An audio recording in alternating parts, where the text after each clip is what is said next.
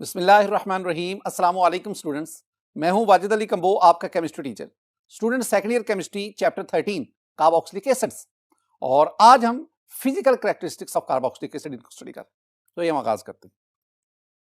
My dear student, मैं आपको ना कार्बोक्सिलिक एसिड की 4 फिजिकल कैरेक्टरिस्टिक्स वो आपको पढ़ाऊंगा। हम ना स्मेल पढ़ेंगे, हम सॉल्युबिलिटी पढ़ेंगे, बॉइलिंग पॉइंट्स पढ़ेंगे और melting points of carboxylic acid, इनको स्टडी करेंगे। पहले मैं आगाज करता हूं स्मेल से। Smell, odour. My dear student, smell of carboxylic acid, मैं आपके साथ ना एक टेबल शेयर करता हूं। उसमें मैं 2 पॉइंट्स जो है ना, 2 पॉइंट्स यानी मैं पहले ना C1 टू C3 यानी पहले जो 3 एलिफेटिक कार्बोक्सिलिक एसिड, पहले 3 एलिफेटिक यानी formic acid, acetic acid, propionic acid, इनके हम जो अडोर और इनकी फिजिकल स्टेट उसको देखेंगे। और साथ ही साथ मैं C4 to C6 I mean butyric acid, valeric acid और कैप्रोइक एसिड, हम इनकी भी अडोर यानी स्मेल और फिजिकल स्टेटस को डिस्कस करेंगे। ये 2 बातें मैं आपके साथ शेयर करना चाहता हूं। पहले आप देखें, ये मेरे पास एक टेबल है माय डियर स्टूडेंट। इस टेबल में आपके पास 3 कॉलम्स हैं। पहले में ये कार्बोक्सिलिक एसिड, ये एलिफेटिक कार्बोक्सिलिक एसिड है, एलिफेटिक। दूसरे में आपके पास इनकी फिजिकल स्टेट है रूम टेम्परेचर पे, और तीसरा जो है वो आपके पास इनकी अडोर है। अब मैं बात कर रहा हूं पहले 3 एलिफेटिक मोनोकार्बोक्सिलिक एसिड की। इसमें मेरे पास ये फॉर्मिक एसिड है, एसिटिक एसिड है और ये प्रोपायोनिक एसिड है। माय डियर स्टूडेंट, इनकी फिजिकल स्टेट देखेंगे, दीज आर कलरलेस लिक्विड, ये आपके पास कलरलेस लिक्विड है। और अडोर की बात मैं करूंगा, they have pungent smell, pungent adore. मतलब आप देखें, आप ना एसिटिक एसिड को देखते हैं, it is present in vinegar, ये सिरके में मौजूद है, और अगर आप सिरके को स्मेल आउट करेंगे ना तो वो समवट पंजेंट स्मेल उसकी होती है। और अगर आप इन तीनों को देखोगे, ये फॉर्मिक एसिड है, ये आपके पास एसिटिक एसिड है और ये आपके पास प्रोपायोनिक एसिड है। अगर आप इन तीनों को देखेंगे, these are colourless liquids, colourless है। दूसरी बात जो आपने याद रखनी टेबल में, वो है हमारे पास next 3 members of aliphatic monocarboxylic acid, and they are butyric acid, valeric acid and caproic acid. I mean butanoic acid, pentanoic acid and hexanoic acid. My dear student, these are also colourless liquid at room temperature. अगर मैं odour की बात करूं, they have somewhat unpleasant odour, इनकी जो adore है ना वो जरा सी नाखुशगवार है। मसलन मैं ब्यूटारिक एसिड की बात करता हूं। हम ये कहते हैं ना कि जब बटर रेंसिड हो जाए, खराब हो जाए, तो उसकी जो स्मेल आती है that is unpleasant, that is due to the presence of butyric acid. My dear student, ये वो 2 पॉइंट्स थे जो मैंने आपके साथ शेयर किए। मैं एक इंपॉर्टेंट सेंटेंस भी आपके साथ डिस्कस करना चाहता हूं। सेंटेंस देखें स्टूडेंट, एसिड्स कंटेनिंग, एसिड से मेरी मुराद है carboxylic acid, acids containing more than 8 carbon atoms are generally solids. ऐसे कार्बोक्सिलिक एसिड जिनमें 8 से ज्यादा कार्बन एटम्स हैं वो आमतौर पर सॉलिड्स होते हैं। लेकिन एक बात और भी ध्यान में रखो, until they have double bonds, यानी अनसैचुरेटेड ना हो। जो सैचुरेटेड कार्बोक्सिलिक एसिड जिनमें 8 से ज्यादा कार्बन एटम्स हैं, they are solids at room temperature. ये बात आपने ज़हन में बिठा। माय डियर स्टूडेंट, स्मेल, इसके बाद अब हम सॉल्युबिलिटी की तरफ आते हैं। दूसरा जो पॉइंट सॉल्युबिलिटी वाला, मैं एक बात आपके सामने लिखता चलूं। सॉल्युबिलिटी का जनरल प्रिंसिपल क्या है? General principle of solubility is like like dissolves like. अच्छा, इसका हम मानी भी जानना चाहते हैं। इसका मतलब होता है पोलर पोलर को डिसॉल्व करता है, नॉन पोलर नॉन पोलर को डिसॉल्व करता है। Like dissolves like. फर्दर हम स्टडी करने से पहले मैं 2 बातें आपके गोश गुजार करना चाहता हूं। मैं कार्बोक्सिलिक एसिड की सॉल्युबिलिटी ना वाटर में आपके साथ शेयर करूंगा, यानी solubility of carboxylic acid in water. पहले आप ना कार्बोक्सिलिक एसिड का स्ट्रक्चर देखिए, RC डबल बॉन्ड OH। अब इसमें अगर आप देखेंगे ना तो इसके 2 हिस्से हैं। एक ये कार्बोक्सिलिक ग्रुप वाला हिस्सा, this one is polar part, ये पोलर है, और ये दूसरा अल्काइल या जिसे हम हाइड्रोकार्बन हिस्सा कह सकते हैं। और ये जो हाइड्रोकार्बन पार्ट है, this one is non polar, यानी overall carboxylic acid, this one is a combination of polar part that is carboxylic and non polar part that is hydrocarbon, जिसे हम अल्काइल कहते हैं। इसी तरह अगर आप वाटर की बात करें, you know water is a polar solvent, तो हम कार्बोक्सिलिक एसिड की वाटर में सॉल्युबिलिटी इसको डिस्कस करने जा रहे हैं। 2-3 इंपॉर्टेंट पॉइंट्स। पहली बात, my dear student, among aliphatic acids, aliphatic aliphatic monocarboxylic acid. The first four members are very soluble in water. दो बातें पहले तो आप बात इतनी देर में बिठाए ना कि आपके पास ये स्टूडेंट एक टेबल है, दो कॉलम, एक तरफ कार्बोक्सिलिक एसिड और ये कार्बोक्सिलिक एसिड है एलिफेटिक मोनोकार्बोक्सिलिक एसिड, दूसरी तरफ मैं इनकी सॉल्युबिलिटी की बात कर रहा हूं और सॉल्युबिलिटी में ले रहा हूं उनकी ग्राम पर 100 ग्राम ऑफ वाटर, इसमें ले रहा हूं। ये जो पहले first four members of aliphatic monocarboxylic acid, I mean formic acid, acetic acid, propionic acid, butyric acid या ब्यूटारिक, ये जो पहले चार हैं इनकी सॉल्युबिलिटी देखें तो मैंने इन्फिनिटी का सिंबल दिया हुआ है। क्या मतलब यह है कि they are miscible with water in all proportion, they are miscible with water in all proportion, इसलिए ये मैंने इन्फिनिटी, यानी जो पहले चार एलिफेटिक कार्बोक्सिलिक एसिड के मेंबर्स हैं वो पानी में हर लिहाज से, हर तनासुब से हल हो जाते हैं। अच्छा, अगली बात लिखिए, क्यों? Because of hydrogen bonding, because of hydrogen bonding. देखें, ये मेरे पास वाटर है, वाटर में oxygen carry partial negative charge और इन हाइड्रोजन पे पार्शियल पॉजिटिव और इसमें भी पार्शियल पॉजिटिव। ये मेरे पास carboxylic acid R C double bond O H, इस पे पार्शियल पॉजिटिव, इस पे पार्शियल नेगेटिव। मैं बाकी की बात नहीं, again we have the water molecule, partial positive, partial negative and we have the partial positive. अब ना इसमें देखेंगे ये जो वाटर है, वाटर अपने इस पार्शियली नेगेटिव ऑक्सीजन के इस लोन पेयर की मदद से इसके पार्शियली पॉजिटिव हाइड्रोजन के साथ अट्रैक्शन क्रिएट करता है। ये attraction, this attraction is called H bonding, hydrogen bonding, यानी this one is the solvent, what is the solvent, and this carboxylic acid is the solute. आमतौर पर हम कहते हैं, इसका मतलब हुआ कि वाटर और इस कार्बोक्सिलिक एसिड मॉलिक्यूल के दरमियान क्या डेवलप होगी? Hydrogen bonding. दूसरी तरफ ये वाटर मॉलिक्यूल ये इसके साथ हाइड्रोजन बॉन्डिंग बनाता है, इसे मैं क्या कहूंगा? This one is H bonding. अब हम क्या करेंगे? हम इसमें क्या कहेंगे? हम कहेंगे कि ये वाला जो कार्बोक्सिलिक एसिड है it is soluble in water due to hydrogen bonding, और ये जो first four member of monocarboxylic acid family है they are completely very soluble in water, क्योंकि ये चारों जो मेंबर्स हैं वो वाटर के साथ स्ट्रॉन्ग हाइड्रोजन बॉन्डिंग बनाते हैं। स्ट्रॉन्ग हाइड्रोजन, मैं आप एस्टिक एसिड की बात करो स्टूडेंट, जब मैं एस्टिक एसिड की बात करता हूं ना तो acetic acid CH3 C double bond OH, ये एस्टिक एसिड। एस्टिक एसिड की सूरत में ये जो हमारे पास R है, R क्या आ जाएगा? मिथाइल। तो ये मैं यहां पे क्या लिख दूंगा? ये मेरे पास बन जाएगा CH3, और यूं एस्टिक एसिड वाटर में डिसॉल्व होता जाता है। की बात सेम रखती है कि कार्बोक्सिलिक एसिड कौन से? लोअर, और मैं पहले चार मेंबर्स की बात कर रहा हूं। They are very much soluble in water and their solubility in water that is due to hydrogen bonding की मरहूने मिन्नत है। इसमें ये वाला जो पार्ट है ना, जो बात बताने वाली है, ये कार्बोक्सिलिक एसिड पार्ट जो है ना वो हाइड्रोजन बॉन्डिंग क्रिएट कर रहा है विद वाटर।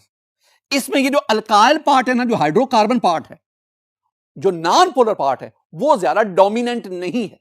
यहां पे जो हाइड्रोजन बॉन्डिंग है वो डोमिनेंट है, दैट इज मोर डोमिनेंट, और ये non polar part it is less dominant. अब स्टूडेंट, ये पहली बात मैंने आपके साथ शेयर की।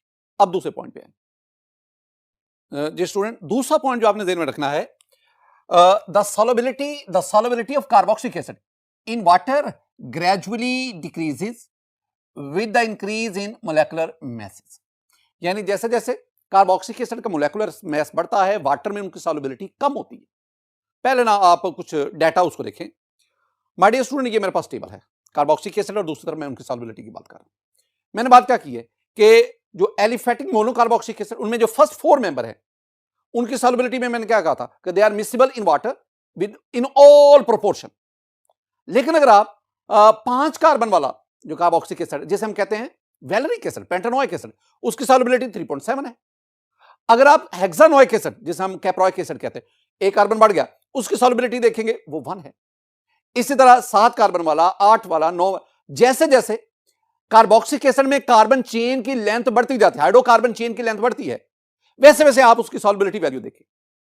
अगर आप 10 कार्बन वाला 10 डेकानोइक एसिड, अगर आप उसकी सॉल्युबिलिटी देखेंगे दैट इज 0.2 ग्राम पर 100 ग्राम ऑफ वाटर। इसका मतलब क्या है? वेरी सिंपल, सेंटेंस देखें, as the length of hydrocarbon chain increases the solubility of carboxylic acid in water decreases. जैसे जैसे हाइड्रोकार्बन चेन की लेंथ बढ़ती है, जो कार्बोक्सिलिक एसिड की वाटर में सॉल्युबिलिटी है वो कम हो रही है। और मैं एक और भी बात बताता चलूं, the carboxylic acid with more than 10 carbon atoms they are essentially insoluble in water. ऐसे कार्बोक्सिलिक एसिड जिसमें कार्बन एटम की तादाद 10 से ज्यादा है वो पानी में हल नहीं होते। You have the stearic acid, you have the oleic acid, you have the palmitic acid, all these acids are insoluble in water. Reason की तरफ आए, रीजन क्या है? माय डियर स्टूडेंट, मैंने आपको शुरू में क्या समझाया था? मैंने कहा था ये जो कार्बोक्सिलिक एसिड का मॉलिक्यूल है इसके दो हिस्से हैं, एक ये कार्बोक्सिलिक ग्रुप वाला part, this one is a polar, और एक ये अल्काइल यानी hydrocarbon part, this one is non polar. जैसे जैसे हाइड्रोकार्बन इसकी लेंथ बढ़ती जाती है, कार्बन चेन की लेंथ बढ़ती जाती है, वैसे वैसे इसमें जो डाइपोल डाइपोल फोर्सेज है, जो हाइड्रोजन बॉन्डिंग है वो लेस प्रोमिनेंट होती जाती है, और ये जो डिस्पर्शन फोर्सेज हैं दे बिकम्स मोर प्रीडोमिनेंट, और नॉन पोलर पार्ट के बढ़ने की वजह से इनकी पोलर सॉल्वेंट वाटर में सॉल्युबिलिटी क्या होती जाती है, कम होती है। ये चीजें आपने ज़हन में बिठानी। माय डियर स्टूडेंट, आगे हम बढ़ते हैं। We have the boiling points. Boiling points में हम क्या कहेंगे? The boiling points of carboxylic acid are relatively high due to inter molecular hydrogen bonding. दो बातें यहां पे हैं। एक बात यहां तक है कि कार्बोक्सिलिक एसिड का बॉइलिंग पॉइंट रिलेटिवली ज्यादा होता है, और आगे उसकी ये रीजन बताई गई है कि क्यों इनका बॉइलिंग पॉइंट ज्यादा होता है। वो कहते हैं जी इनमें इंटरमोलेकुलर हाइड्रोजन बॉन्डिंग। मैं ये दोनों बातें आपके साथ शेयर करता हूं। पहली बात, मैं ना फॉर्मिक एसिड लेता हूं, the first member of aliphatic monocarboxylic acid, the first member. तो आपके पास ये आ गया formic acid. Student formic acid है मेरे पास HCOOH, फॉर्मिक एसिड।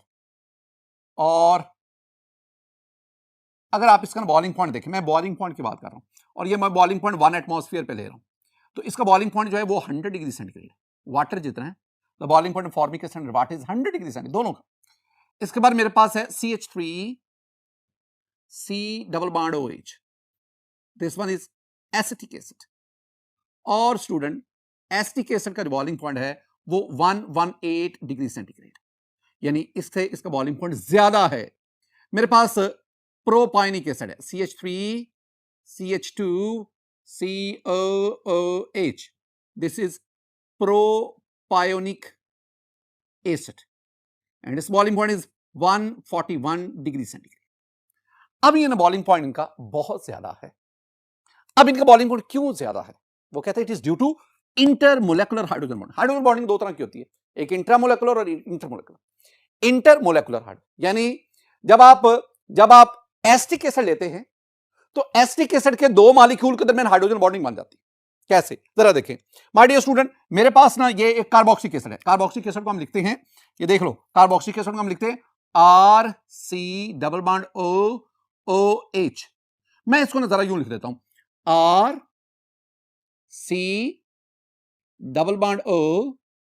और इधर मैं O ले लेता हूं और इधर मैं H लिख देता हूं।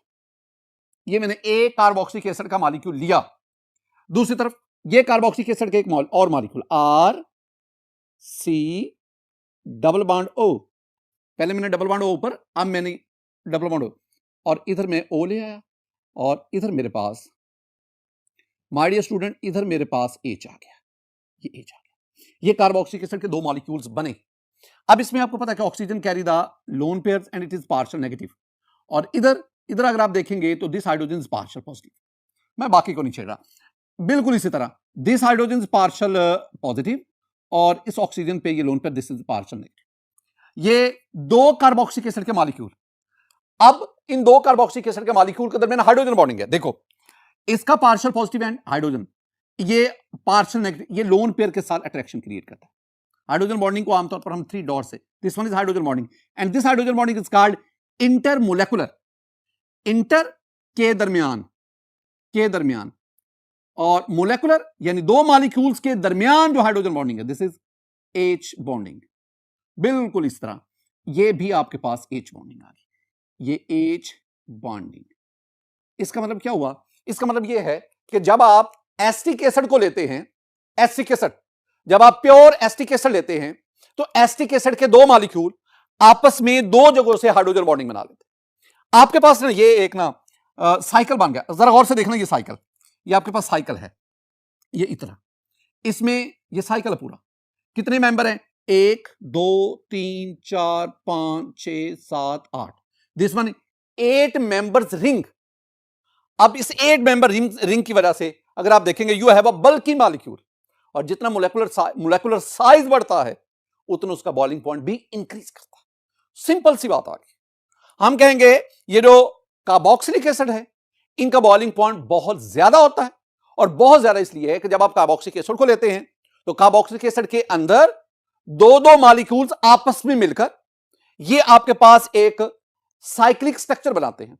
जब दो मॉलिक्यूल आपस में मिलते हैं, दो यूनिट्स आपस में मिलते हैं, तो this one is called dimer. ये आपके पास ये एक मोनोमर, ये एक मोनोमर, लेकिन जब दो मोनोमर हाइड्रोजन बॉन्डिंग के जरिए कनेक्ट हो गए तो this one is the dimer, and this one is called dimer of, this one is dimer of carboxylic acid. Student dimer, di mean two, meros mean unit, दो unit इकट्ठे, अगर 3 होंगे trimer, अगर बहुत ज्यादा होंगे पॉलीमर, एक होगा मोनोमर, तो ये मेरे पास क्या बना, डाइमर। साइज बढ़ गया, और साइज बड़ा होने की वजह से अब ना, वैसे तो ये दो मॉलिक्यूल का कॉम्बिनेशन है, लेकिन ये एज ए होल एक यूनिट के तौर पर काम करता है, और उस यूनिट के तौर पर काम करने की वजह से इसका बॉइलिंग पॉइंट बहुत ज्यादा है। मैं एक और भी बात आपके साथ शेयर करता चलूं।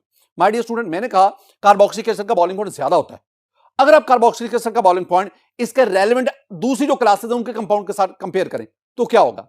देखें मेरे पास ना ये 2 मिथाइल 1 ब्यूटीन है, मैं उसका ना ये लाइन स्ट्रक्चर आपके सामने, ये मेरे पास 2 ब्यूटानोन है, ये मेरे पास 2 ब्यूटानोल है, और ये मेरे पास प्रोपायोनिक एसिड है। इन चारों की क्लासेस मुख्तलिफ है, अल्कीन है, कीटोन है, अल्कोहल है और कार्बोक्सिलिक एसिड है। इन चारों की क्लास मुख्तलिफ है, इन चारों का मोलेकुलर मास तकरीबन मिलता जुलता है। इनका बॉइलिंग पॉइंट देखिए, ये जो आपके पास 2 मिथाइल 1 ब्यूटीन है ना, जो कि अल्कीन है, it's boiling point is 31 degree centigrade, 31 degree centigrade. ये जो आपके पास 2 ब्यूटानोन आ गया which is the ketone, it's boiling point is 80 degree centigrade, ज्यादा है, अल्कीन से ज्यादा है। This one is 2 butanol, alcohol आ गया, हाइड्रोजन बॉन्डिंग आ गई उसमें, इस boiling point is 99 degree centigrade. और ये आपके पास प्रोपायोनिक एसिड है, इसमें अल्कोहल से भी स्ट्रॉन्ग हाइड्रोजन बॉन्डिंग है, that is why it's boiling point is 141 degree centigrade. इसका मतलब है कार्बोक्सिलिक एसिड का बॉइलिंग पॉइंट अपने से मिलते जुलते अदर क्लासेस के कंपाउंड से बहुत ज्यादा होता है। और इसके रीजन दो अल्फाज हैं, एक इंटरमोलेकुलर हाइड्रोजन बॉन्डिंग और दूसरा उसकी वजह से डाइमराइजेशन, डाइमर का बन जाना। स्टूडेंट हम आगे बढ़ते हैं। स्टूडेंट जो दूसरा पॉइंट मैं आपके साथ डिस्कस करने जा रहा हूं उसमें the molecular mass determination, molecular mass determination in non polar solvent like benzene, benzene is a non polar, यानी आपने कार्बोक्सिलिक एसिड को नॉन पोलर सॉल्वेंट में डिसॉल्व करके डालकर उसकी मोलेकुलर मास डिटर्मिनेशन की, shows that carboxylic acids exist as cyclic dimer. ये बात मैंने पहले भी आपसे की, पहले तो मैंने प्योर कार्बोक्सिलिक एसिड की बात की ना, अब जरा क्या बात मैं ये कह रहा हूं कि आपके पास सपोज ये बेंजीन है, benzene is non polar, benzene solvent है, नॉन पोलर इक्वेशन में रखना।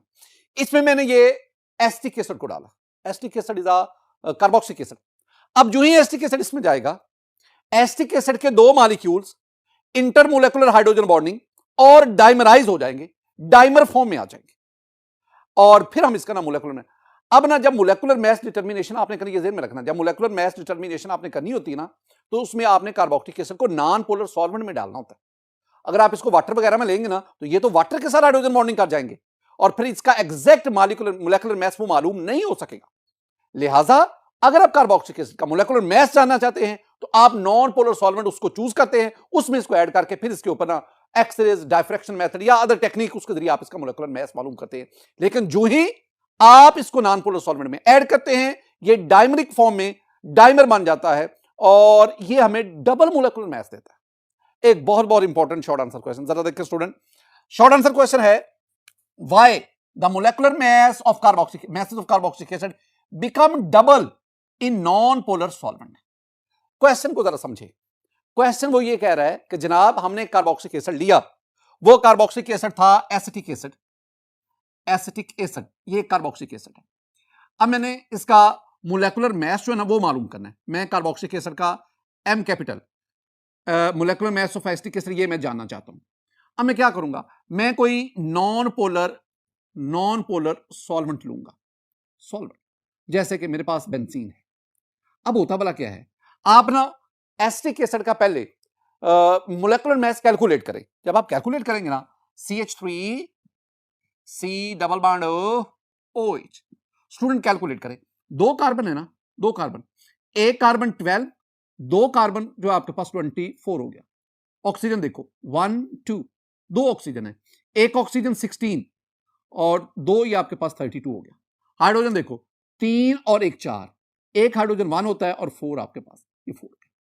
आप इसको ऐड करोगे ना तो ये आपके पास 60 हो गया। इसका मतलब है जो calculated molecular mass of carboxylic acetic acid है ना, ये है 60 AMU, ये हमने कैलकुलेट किया। अब हम इसको ना एक्सपेरिमेंटली वेरीफाई करना चाहते हैं। उसके लिए you have to perform the experiment.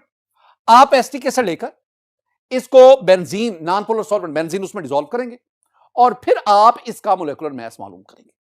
अब हुआ क्या, जब हमने ऐसा ही किया था, इसके ऊपर एक्सरेज थ्रो की या अदर टेक्निक और भी कई है, ये मास स्पेक्ट्रोमेट्री वगैरह जो भी, जब आपने मोलेकुलर मास मालूम किया एसिटिक एसिड का, तो वो 60 ना आया, वो मोलेकुलर मास कितना आया, वो 120 आया, 120। And this 120 MU, this one is the double of 60। यही क्वेश्चन है कि वाई, क्यों, ये क्यों तो अभी हम ढूंढेंगे ना। Molecular masses of carboxylic acid become double in non polar, यानी जब नॉन पोलर सॉल्वेंट में किसी कार्बोक्सिलिक एसिड का मोलेकुलर मास मालूम करते हैं तो वो डबल आता है, डबल आता है। किससे डबल आता है, जो आपने थ्योरेटिकली कैलकुलेट किया उससे, जो आपने एक्सपेरिमेंटली मालूम किया वो डबल आता है। वजह ही तो मैं बता चुका हूं स्टूडेंट। होता क्या है कि जब आप, यही वाली बात, the molecular mass determination non polar solvent like benzene shows that carboxylic acid exist as cyclic dimer. Cyclic dimer, answer में आप क्या कहेंगे कि carboxylic acid exist as cyclic dimer. Cyclic dimer क्यों, due to inter molecular hydrogen bonding, H bonding. मैंने अभी student आपको इसके नीचे आपने स्ट्रक्चर बनाना, मैंने अभी आपको बना के दिया ये वाला। अगर आप एसिटिक एसिड की बात करेंगे ना तो ये R की जगह पे आप CH3 लिख दो, ये CH3, R की जगह पे आप CH3 लिख दो। ये ऐसे क्वेश्चन आते हैं ना स्टूडेंट, ये वाला, तो पहले आप ना इसकी लॉजिक दिया करो। पहले आप लॉजिक दो कि आप ना किस बेस पे इसको आंसर दे रहे हैं, तो ये आपके पास आ गया। फिर आप दूसरी बात इसमें रीजन दो। रीजन में आपने वो बता दिया कि एग्जिस्ट है cyclic dimer due to inter molecular hydrogen bonding, ये रीजन में आ गया। और साथ ही आप ना स्ट्रक्चर ड्रा कर दो, कैसे, जैसे मैंने ये स्ट्रक्चर ड्रा किया है, और एंड पे आप ना एग्जांपल दे दो। एग्जांपल में आप एसिटिक एसिड की एग्जांपल दे सकते हैं।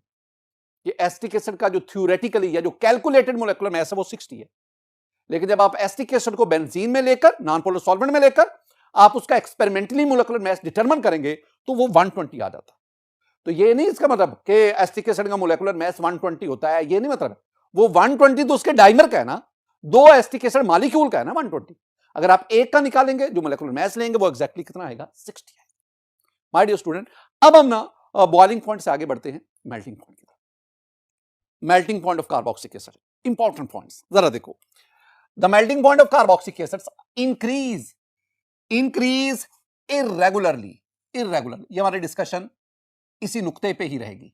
irregularly with increase in molecular masses, जैसे मोलेकुलर मास बढ़ता है कार्बोक्सिलिक एसिड का मेल्टिंग पॉइंट irregularly। जब आप मेल्टिंग पॉइंट की बात करते हैं ना तो आप उस कंपाउंड को सॉलिड स्टेट में लेते हैं।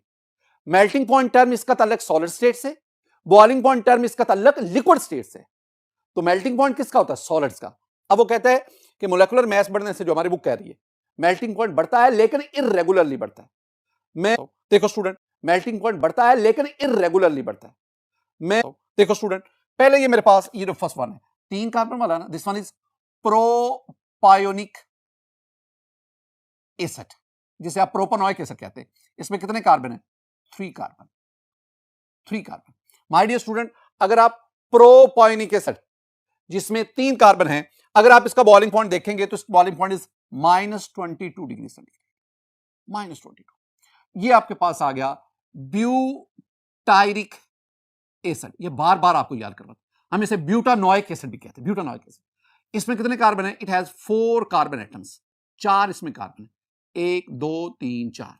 आप इसका बॉइलिंग पॉइंट देखेंगे student, it's boiling point is -6 degree centigrade, -6। You have 1 2 3 4 5, 5 वाला valeric acid, common name is valeric acid, and its Yopic name is pentanoic acid. Its boiling point, it has 5 carbon, 5, and its boiling point is -36 degrees Celsius. अब जरा देखना, -22, 3 carbon वाले का -22, 4 carbon वाले carboxylic acid का -6। ये कम है, ये क्या हो गया, ज्यादा है, यानी एक कार्बन बढ़ने से ज्यादा हो गया। लेकिन कार्बन 4 से 5 हो गए और ये -36, ये बहुत ही कम हो गया। इन तीनों में ये ज्यादा, ये कम, ये उससे। अब ये इर्रेगुलरिटी बता रहा है, यानी ये नहीं है कि 3 से 4 कार्बन हो गया, ज्यादा हो गया, 4 से 5 हो गया और ज्यादा नहीं हुआ, वो -36 तो उससे भी कम हो गया। अब दूसरा पॉइंट, एक तो ये बात है कि मेल्टिंग पॉइंट कार्बोक्सिलिक एसिड का इंक्रीज करता है इर्रेगुलर। इसके बाद जो आएगा उसका 6 वाले का ज्यादा हो जाएगा, ठीक है ना, -3 उसका हो जाएगा, यानी अगर 5 की बजाय में 6 वाला जो है, 6 कार्बन वाला कार्बोक्सिलिक एसिड, हम क्या कहते हैं, caproic acid, it's boiling point is -3 degree centigrade, वो बढ़ गया। अब ये इर्रेगुलरिटी है स्टूडेंट। दूसरी बात, इट हैज बीन ऑब्जर्व्ड, क्या ऑब्जर्व किया गया है, that the melting points of carboxylic acid containing even number of carbon atoms are higher than the next lower and higher members containing odd number of carbon atom. अच्छा, ये जो 3 carbon है ये odd, और ये जो 4 वाला है ये इवन, 5 वाला फिर क्या आ गया, ऑड। अब वो क्या कह रहा है, वो कह रहा है जनाब, पहले ना इस स्टेटमेंट को समझो सही, मैं फिर आपको इसके रीजन बताता हूं। वो कह रहा है कि आपके पास ये इवन है ना, जो carboxylic acid even number carbon रखता है उसका मेल्टिंग पॉइंट अपने से अगले और अपने से पिछले दोनों से ज्यादा होता है, और ऐसा ही है, यानी ये ब्यूटारिक एसिड का मेल्टिंग पॉइंट -6 है, जो कि ज्यादा है वैलेरिक एसिड से भी और प्रोपायोनिक एसिड दोनों से ज्यादा है। मैं आपके साथ ना इसी तनाजर में दो चीजें डिस्कस करता हूं, 2 एग्जांपल डिस्कस करता हूं। देखो स्टूडेंट, मैं ना ये टेबल मदद से आपको समझाने की कोशिश करता हूं। माय डियर स्टूडेंट, मेरे पास ना ये फॉर्मिक एसिड है जिसमें एक कार्बन होता है, इस melting point is 8 degree centigrade. ये मेरे पास acetic acid, it's melting point is 17 degree centigrade. ये मेरे पास प्रोपायोनिक एसिड, इस melting point is -22 degree centigrade. अब इन तीनों को पहले देखें, formic acid 1 carbon odd number, acetic acid 2 carbon even, propionic acid 3 carbon odd. अब ये जो एसिटिक एसिड जिसमें कार्बन नंबर इवन है, इसका melting point 17 degree centigrade, प्रोपायोनिक acid और फॉर्मिक एसिड जिनमें ऑड नंबर दोनों से ज्यादा है, अपने से अगले और पिछले, लोअर एंड हायर दोनों से ज्यादा। और दूसरी बात जो भी मैंने आपसे डिस्कस की है, आपके पास ये ब्यूटारिक एसिड है 4 कार्बन, इस melting point is -6 degree centigrade. इससे अगला valeric acid, it's melting point -30 degree centigrade, 36 degree centigrade, और इससे पिछला प्रोपायोनिक एसिड। अब ब्यूटारिक एसिड 4 कार्बन, वैलेरिक 5 और पिछला प्रोपायोनिक 3 और 5 वाले दोनों ऑड नंबर हैं, और 4 वाला ब्यूटारिक इवन नंबर, तो 4 वाले का मेल्टिंग पॉइंट अपने से अगले और पिछले दोनों से ज्यादा है। ओवरऑल आप देखेंगे ना, ओवरऑल नजर क्या आ रहा है, ओवरऑल ये नजर आ रहा है, जो ऐसे कार्बोक्सिलिक एसिड जिनमें इवन नंबर कार्बन एटम पाए जाते हैं, 2 हैं, 4 हैं, 6 हैं, जिनमें इवन नंबर कार्बन एटम पाए जाते हैं ना, उनका मेल्टिंग पॉइंट ज्यादा है, और जिनमें ऑड नंबर कार्बन एटम है, 1 है, 3 है, 5 है, उनका मेल्टिंग पॉइंट क्या है, कम है। ये मैंने जो सारी बातें की है ना, ये सिर्फ और सिर्फ इनको महदूद रखना है पहले 6 एलिफेटिक मोनोकार्बोक्सिलिक एसिड तक। अच्छा, रीजन क्या है, रीजन बहुत सिंपल है। मैंने अभी आपसे डिस्कस क्या किया, मैंने कहा आपसे स्टूडेंट, जब आप मेल्टिंग पॉइंट की बात करते हैं ना, तो मेल्टिंग पॉइंट में आप सॉलिड स्टेट उसको डिस्कस करते हैं, और सॉलिड स्टेट की जब बात होगी, मेल्टिंग पॉइंट की जब बात होगी ना, तो उसमें इंटरमोलेकुलर डिस्टेंस और इंटरमोलेकुलर स्ट्रेंथ उसके, तो जिन सॉलिड में इंटरमोलेकुलर स्ट्रेंथ, इंटरमोलेकुलर फोर्सेस स्ट्रांग होती हैं, उनका मेल्टिंग पॉइंट डेफिनेटली ज्यादा होता है। मैं आपके सामने दो ना स्ट्रक्चरली 2 कार्बोक्सिलिक एसिड जो इवन और ऑड वाले हैं, उनकी जो सॉलिड स्टेट है उसको डिस्कस करता हूं। देखें, ये मेरे पास पहले एक ऐसा कार्बोक्सिलिक एसिड है जिसमें इवन नंबर कार्बन एटम है, इवन नंबर। अगर आप इनमें मॉलिक्यूल की पैकिंग देखोगे ना, तो इवन नंबर कार्बन वाले कार्बोक्सिलिक एसिड में मॉलिक्यूल की पैकिंग कॉम्पैक्ट होती है, इंटरमोलेकुलर डिस्टेंस कम होता है। अट्रैक्शन बिटवीन मॉलिक्यूल स्ट्रांग होती है और यही वजह है इनका मेल्टिंग। इसके बरक्स ऐसे कार्बोक्सिलिक एसिड जिसमें ऑड नंबर कार्बन एटम होते हैं उनकी पैकिंग देखेंगे लूज पैकिंग होती है। Loose packing molecule intermolecular distance ज्यादा होता है जिसकी वजह से उनमें अट्रैक्टिव फोर्सेस वीक होती है और यूं उनका मेल्टिंग पॉइंट क्या होता है, कम होता है। ये बातें स्टूडेंट आपने कंसेप्चुअली भी समझनी। माय डियर स्टूडेंट, आज के इस लेक्चर में मैंने आपको physical characteristics of carboxylic acid और 4 फिजिकल कैरेक्टरिस्टिक्स उसको हमने स्टडी। मेरी दुआ है कि अल्लाह ताला आप पर अपना फजल फरमाए, अल्लाह ताला आप पर अपना करम फरमाए,